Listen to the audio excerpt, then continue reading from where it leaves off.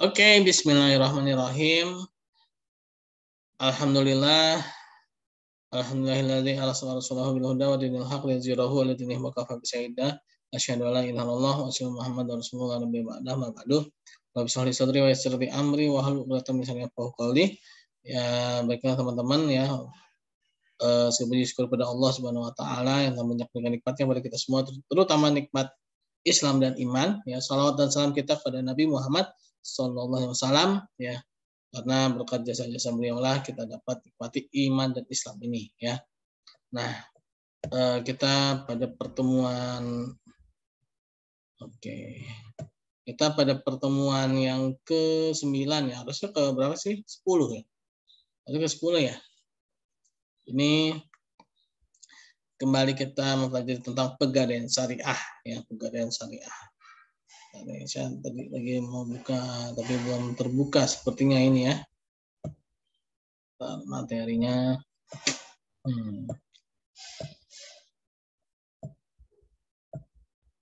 Nah, ke-10 ini itu yang 17 ya.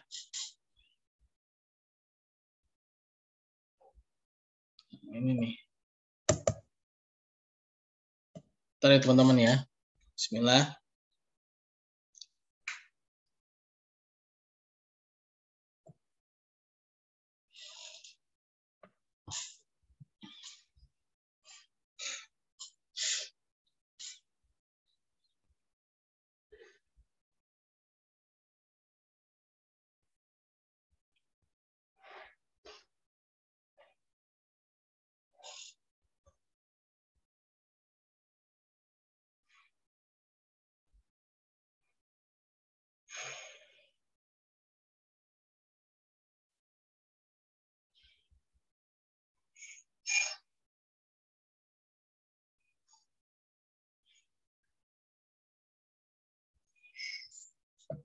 Oh, ini.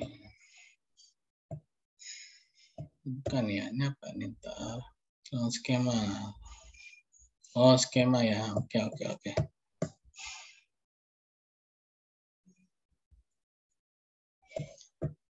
Bismillah, semoga bisa share screen. Oke. Alhamdulillah. Bisa ya, terlihat ya teman-teman ya. Terlihat kan? Halo? Halo? Sudah terlihat, Pak. Oke. Nah, ini tentang bagaimana skema ya di pegadaian syariah. Pertama si Rahin ya, ini mengenai skema proses ya. Pertama, Rahin mendatangi murtahin untuk minta fasilitas pembiayaan dengan membawa marhun barang jaminan ya, yang tidak dapat dimanfaatkan atau dikelola ya, yang akan diserahkan kepada murtahin ya, berupa emas ya. Nah, ini memang biasanya berupa emas ya. Nah, bisa nggak sih berupa yang lain? Bisa aja sebenarnya, cuma memang emas itu yang paling standar ya, karena emas itu bernilai tinggi ya, bernilai tinggi dan dia tidak tergerus oleh inflasi ya. Lalu murtahin melakukan pemeriksaan terhadap barang marhunnya itu ya, terhadap marhun, masuk juga menaksir harga marhun yang diberikan pada Rahin. Dan juga emas ya, emas itu memang kalau dibilang bukannya nggak bisa digunakan ya, maksudnya itu dia tidak bisa dimanfaatkan seperti ini loh. Misalkan ya kita menjaminkan sepeda motor atau mungkin mobil gitu ya.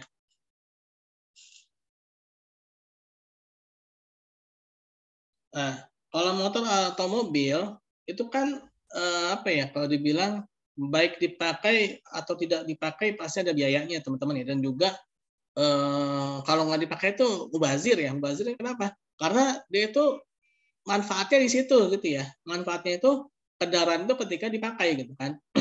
Nah, ketika mobil atau motor itu dijadikan jaminan, sebenarnya sih boleh-boleh aja ya. Nah, cuma ya dia kalau nggak dipakai itu jadi mubazir gitu kan. Jadi mubazir, malah jadi sayang gitu ya kalau nggak dipakai.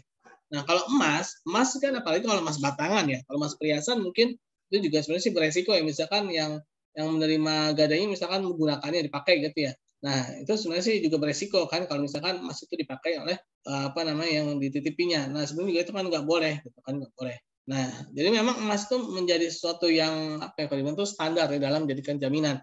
Di satu sisi dia nggak bisa dipakai oleh si murtahin ya, artinya dipakai itu dipajang-pajang gitu kan di bawah kan nggak mungkin juga kan. Palingan ya disimpan gitu ya, disimpan di tempat yang memang tempat penyimpanan. Beda dengan kendaraan atau mungkin alat elektronik ya. Nah, kalau alat elektronik juga kan biasanya kalau nggak dipakai malah malah rusak ya. Laptop itu kalau nggak dibuka-buka berbulan-bulan dia malah bisa rusak kan. Komputer kalau nggak dipakai berbulan-bulan malah rusak ya. Nah, justru ketika emas ini di mana dia jadi nggak bisa digunakan secara langsung gitu ya. Nah, lalu persyaratan terpenuhi maka murtahin dan rahin akan melakukan akad. Nah, selanjutnya akad dilakukan maka murtahin akan memberikan sejumlah marhun bih ya pinjaman itu yang diinginkan oleh rahin dan jumlahnya disesuaikan dengan nilai taksir barang. Biasanya itu kalau emas batangan tuh 95% dari nilai taksirannya ya. Emas perhiasan itu biasanya dikasih pembiayaan itu 90%. Atau 80% serendah-rendahnya biasanya ya dari nilai taksiran. Lalu praktek dari akad qard ini pada dasar sama dengan praktek rahan, di mana dari rahin yang membawa marhun untuk ditaksir murtahin ya. Penetapan besarnya pinjaman yang diterima oleh rahin, ya biaya yang dibebankan oleh rahin serta jatuh tempo pinjaman. Nah, jadi dijelaskan di awal kapan cicilannya bagaimana, kapan jatuh temponya, nilainya berapa ya. Setelah semua disetujui oleh kedua belah pihak, akad pun ditandatangani dan uang pun dapat segera dicairkan. Ya.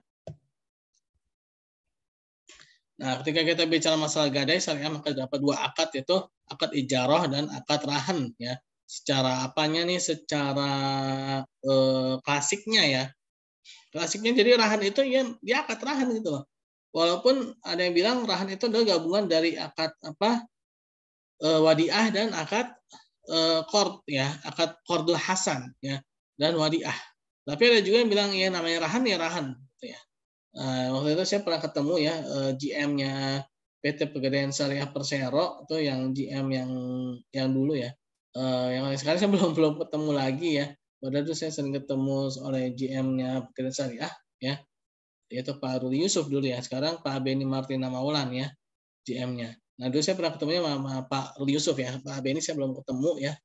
Mudah-mudahan saya ada waktu bisa ketemu beliau ngobrol-ngobrol tentang gadai ya, ngobrol-ngobrol tentang gadai syariah. Nah, menurut beliau yang namanya akad rahan itu ya rahan ya, bukan gabungan dari wadiah dan qardul hasan ya.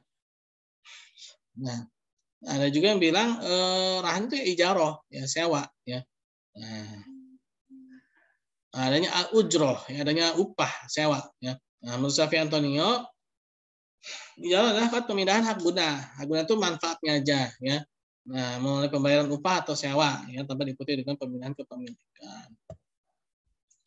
Nah, ini ada beberapa yang harus diperhatikan ya biaya yang harus diperhatikan yaitu biaya sewa tempat penyimpanan barang gadai. Nah, ini harus ada dasarnya ya.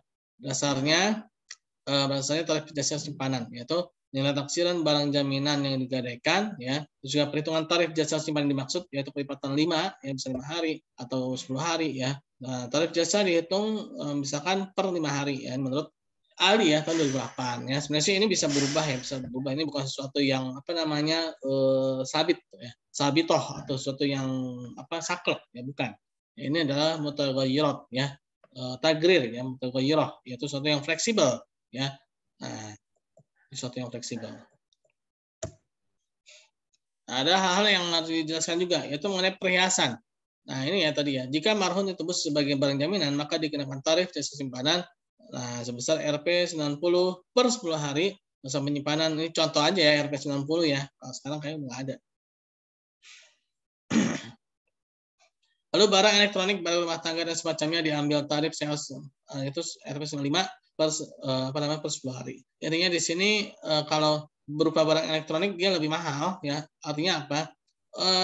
Fasilitas atau pelayanan yang diberikan pada barang elektronik itu memang lebih susah dibandingkan dengan emas ya. Emas mau jangankan ditaruh di gudang, dikubur aja dia nggak akan berubah ya.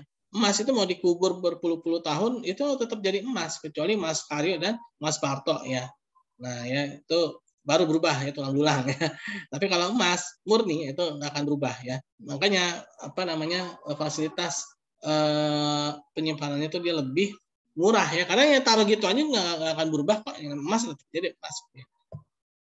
Nah, ada ajannya. Oke, dikit lagi. Nah, kendaraan bermotor lebih mahal lagi karena memang perawatannya lebih mahal ya. Perawatannya lebih mahal dibandingkan dengan emas, dengan elektronik ya. Nah, batas waktu biaya simpanan 4 bulan atau 120 hari ya. Namun apabila 4 bulan, 3 bulan nasabah sudah mampu, maka dapat memberikan mengambil kebijakan sisa dari 1 bulan itu ya bisa dikembalikan ya, dikembalikan.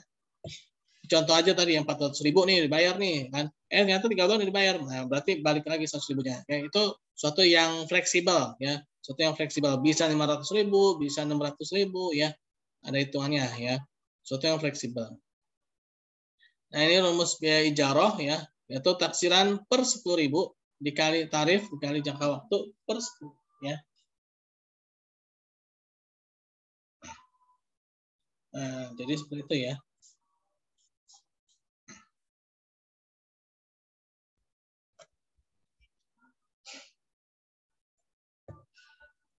Oke ya teman-teman. Jadi itu ya mengenai pegangan syariah di pertemuan kita yang ke-10 ini ya. Ada yang mau ditanyakan?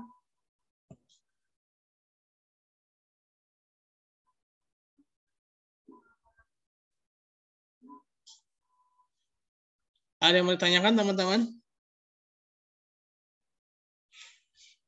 Halo? Halo, halo? Kedengeran nggak? Tidur ya? Tes, tes. Halo.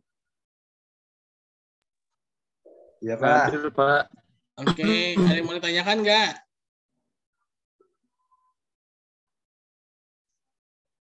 Ada yang mau ditanyakan nggak? Belum ada, Pak. Oke, kalau memang tidak ada, kita tutup membaca hamdalah ya. Alhamdulillahirabbil alamin, dan doa penutup subhanakallahumma bihamdika asyhadu an la ilaha illa anta astaghfiruka wa atubu ilaik. Assalamualaikum warahmatullahi wabarakatuh.